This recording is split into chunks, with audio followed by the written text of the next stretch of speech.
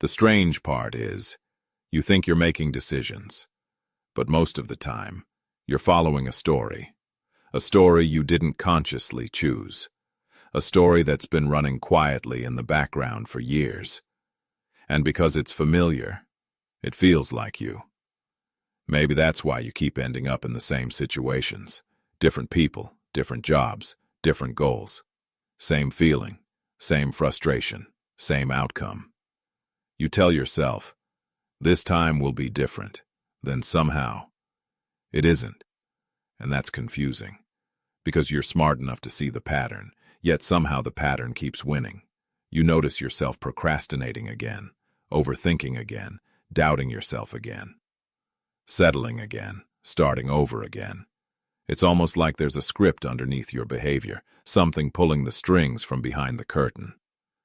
And before you dismiss that idea, think about this. Have you ever caught yourself reacting in a way that didn't make sense? Someone criticizes you. Instantly you're defensive. Someone ignores a message. Suddenly your mood changes. An opportunity appears. You hesitate. A compliment arrives. You reject it. A challenge shows up. You assume you'll fail. The reaction happens so fast you barely notice it. Like a reflex. Like a program. Like a story. And this is where things become interesting, because most people believe their life is shaped by circumstances. But circumstances explain less than we think. Two people experience the same event. One sees opportunity. One sees danger. One sees rejection. One sees freedom.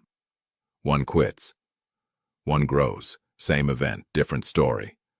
And the story determines everything. You don't notice it immediately. Because stories aren't experienced as stories. They're experienced as reality. That's what makes them powerful. The voice in your head rarely says, here's the narrative I've adopted. Instead it says, this is who I am. That's the trick. A story repeated long enough becomes identity. Maybe somewhere along the way you learned, I'm not confident. I'm always behind. I'm bad with people. I'm not disciplined. I'm not creative. I'm unlucky. I'm not enough. And perhaps nobody ever told you those exact words. Maybe life implied them. Maybe experiences suggested them. Maybe a few painful moments convinced you they were true. And once a story feels true, your mind starts collecting evidence for it. That's when the real problem begins, because the brain isn't a truth machine, it's a pattern machine. If you believe you're not confident, your brain notices every awkward interaction, every mistake, every moment of hesitation, and quietly ignores evidence that contradicts the story. Not because it's trying to hurt you, because it's trying to stay consistent. Humans love consistency, even when consistency is painful. Maybe you've felt this. You're lying in bed at night. The room is dark. Your phone is glowing in your hand. You're watching people move forward, build things, create things, change things. And a thought slips into your mind. Something small, something familiar, something you've probably heard hundreds of times. That's not really me. The thought lasts only a second, but it shapes everything. Because hidden inside that sentence is an entire life story. A story about who you think you are, what you think you're capable of, what you think belongs to other people, and what you think is unavailable to you. But here's the strange part. Most of those stories weren't deliberately chosen. They were inherited, absorbed, constructed, and repeated, over and over, until they became invisible. Wait until you realize why that's important. Because you cannot change a story. You can't see. And right now, there may be a story running your life that you've mistaken for reality. A story influencing your decisions, your relationships, your confidence, your habits, your future, without you even noticing. And once you finally see it, everything begins to look different, including yourself. The unsettling thing about invisible stories is that they don't feel invisible once they're exposed. They suddenly seem obvious, like realizing you've been wearing tinted glasses your entire life. At first, everything looked normal. Then someone removes the lens. And now you can't stop noticing the color. That's what happens when you begin seeing the stories behind your behavior. You stop asking, "What's wrong with me?" and start asking, "What story am I obeying?" That question sounds small. It's not. Because most self-sabotage isn't random. It's loyalty. Loyalty to a story you've outgrown. Think about that for a second. Maybe every time you avoid speaking up, you're protecting a story that says your voice doesn't matter. Maybe every time you procrastinate, you're protecting a story that says failure would confirm something painful. Maybe every time you stay small, you're protecting a story that says visibility is dangerous. The behavior isn't the problem, the story underneath it is. But here's where things get uncomfortable. Most people don't want to see the story, because seeing it creates responsibility. As long as the story stays hidden, life feels accidental. Once it's visible, you have choices, and choices are scary, because choices remove excuses. Imagine someone who spent years believing they're not disciplined. Eventually, that belief becomes automatic. They miss a workout. The story says, "See, that's who you are." They procrastinate. The story says, "Told you." They lose momentum. The story celebrates another piece of evidence. What nobody realizes is that the story was never observing reality. It was creating it. Because stories influence behavior. Behavior creates outcomes. Outcomes reinforce stories. And suddenly you're trapped inside a loop. A self-fulfilling prophecy. Not because you're weak. Because your mind desperately wants coherence, even painful coherence. And this changes everything. Because if stories create behavior, then changing behavior alone often fails. That's why so many people keep restarting their lives. New routines, new goals, new planners, new productivity systems, new morning rituals. For a few days, everything feels different. Then, the old pattern returns. Not because the system was wrong, because the story survived. The character changed clothes, the script remained the same. You can see this everywhere. Someone believes they're always rejected. So they enter relationships expecting rejection. They become anxious, need reassurance, overanalyze everything. The relationship suffers. Eventually it ends. The story wins again. Someone believes they're not capable, so they avoid opportunities, play safe, remain invisible, never fully commit. Years later, they point to their results as proof. The story wins again. And the frightening part is, most of this happens automatically, without conscious awareness, without permission, without intention. You wake up, check your phone, scroll for 20 minutes, feel behind already. Open an app, close it, open another. Think about what you should be doing, avoid it. Feel guilty. Promise tomorrow will be different. Sound familiar? It feels like laziness, it isn't. There's usually a story underneath, a story about pressure, a story about perfection, a story about fear, a story about worth. But here's the part most people never reach. The moment they realize the story isn't reality, it's interpretation, and interpretations can change. Not overnight, not instantly, but they can change. Because the story you're living inside is not the same thing as the truth. That's a difficult distinction, especially when you've carried the story for years, maybe decades, maybe so long that you can't imagine who you'd be without it. But that's exactly where transformation begins, not when your life changes, when your narrative changes. And before that happens, something else has to occur first. You have to see the story clearly, not the polished version, not the socially acceptable version, the real version, the one hiding underneath the excuses, the one quietly influencing every decision, the one you've been defending without realizing it. Because once you see that story, you'll start noticing something even stranger. The story isn't protecting you.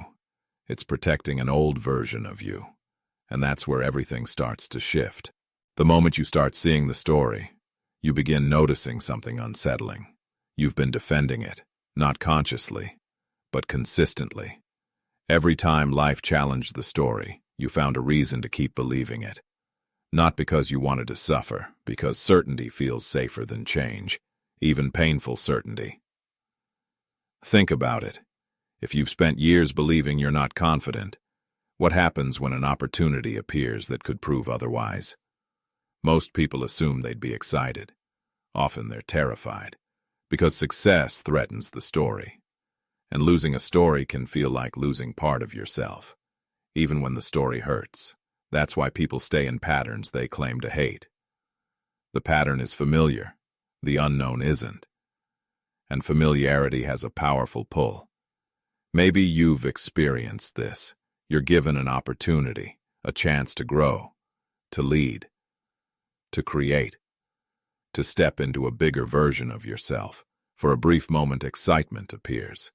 Then something else arrives, a quiet resistance, not dramatic, not obvious, a subtle urge to postpone, to think about it more, to wait, to prepare, to start next week. And this is where most people misunderstand themselves. They think they're avoiding failure. Often they're avoiding identity change, because success would require becoming someone different, someone who no longer fits the old story, someone who can no longer say, "I'm not capable, I'm unlucky, I'm always behind, I'm not ready," and that's uncomfortable, because identity is powerful. Your mind would rather be predictably unhappy than unpredictably transformed. That sounds irrational. Yet you see it everywhere. People remain in jobs they dislike, relationships they've outgrown, habits they know are hurting them, thought patterns that drain them, not because they enjoy suffering, because the suffering is familiar. And familiarity creates the illusion of safety. But here's what nobody realizes. The story that once protected you may now be limiting you. Maybe the story started for a reason. Maybe years ago it actually helped.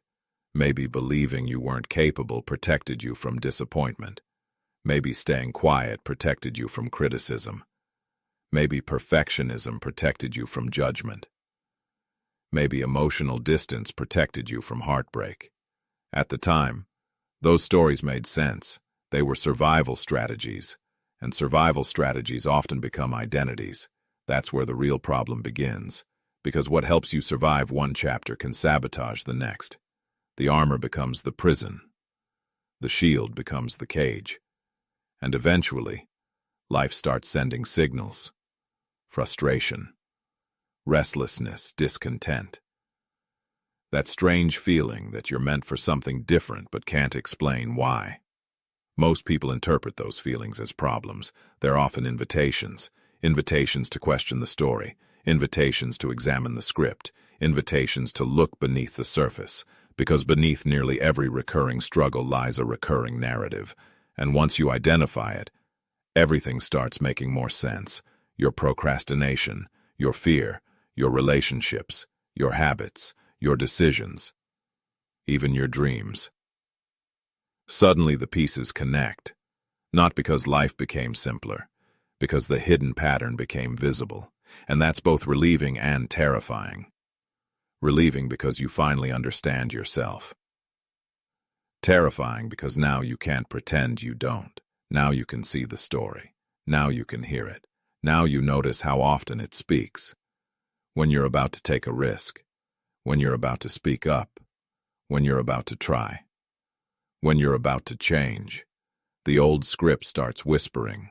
The familiar lines. The familiar fears. The familiar limitations. But here's the difference now. You recognize the voice, and once you recognize the voice, you stop mistaking it for truth. That's when the real transformation begins, not when the story disappears, when you stop automatically obeying it. And what happens next is the part that changes everything, because you're about to discover that the goal was never to destroy the story. The goal is something far more powerful. And far more freeing. The story isn't the enemy. That's the surprising part. Most people think growth means eliminating every fear, every insecurity, every limiting belief. It doesn't. Because another story will always appear.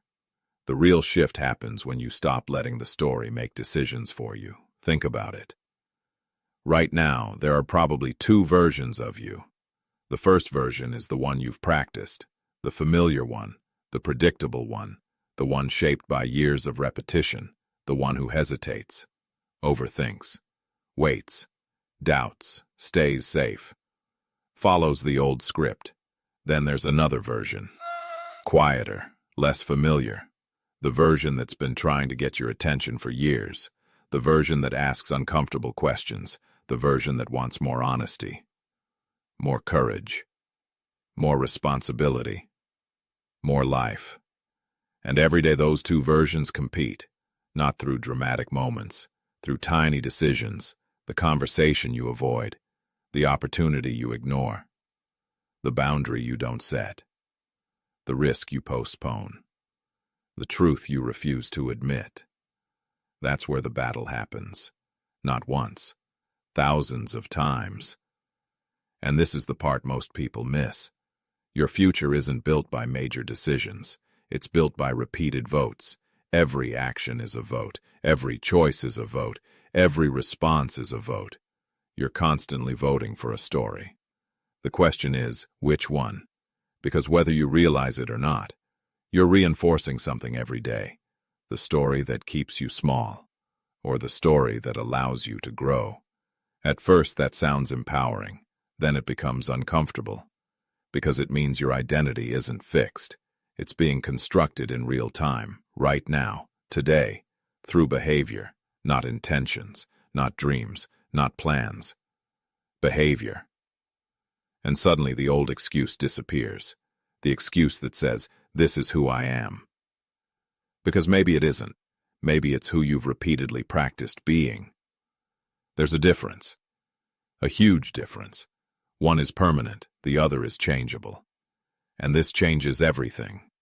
Because if identity is built through repetition, then the story running your life can be rewritten, not through positive thinking, not through pretending, not through forcing yourself to believe something unrealistic. Through evidence. Small evidence, repeated evidence, the kind that seems insignificant at first, speaking when you'd normally stay silent, following through when you'd normally quit, showing up when you'd normally disappear, taking action when you'd normally wait. Tiny moments, tiny votes, tiny edits to the script. Over time, those edits become paragraphs, the paragraphs become chapters, the chapters become identity. And one day, something strange happens. You look back. The old story is still there. But it no longer controls you. You can hear it. You can recognize it. You can even understand why it existed. But you don't obey it anymore. That's freedom. Not the absence of fear. Not the absence of doubt. The absence of automatic obedience. The ability to choose. Because the most powerful realization isn't that you've been living inside a story. It's that you're also the author. Maybe not of the first draft. Life helped write that. Experiences helped write that. Pain helped write that. Fear helped write that. But from this point forward, you get a vote. You get a sentence. You get a page. And eventually, you get a completely different ending. Not because the world changed, because your relationship to the story changed. And if this feels a little uncomfortable, that's probably a good sign. Because uncomfortable truths often arrive right before clarity. The story running your life may have shaped your past, but it doesn't automatically deserve your future. And maybe that's the realization worth carrying with you. Not every thought is truth. Not every fear is prophecy. Not every limitation is permanent. Sometimes it's only a story. A story repeated so often that it started sounding like reality. Now you've seen it. And once you see the script, you begin noticing the strings. Once you notice the strings, you stop confusing them with your identity. And once that happens, you start writing something new. Quietly. One choice at a time. One action at a time. one page at a time. And maybe that's where your real life begins.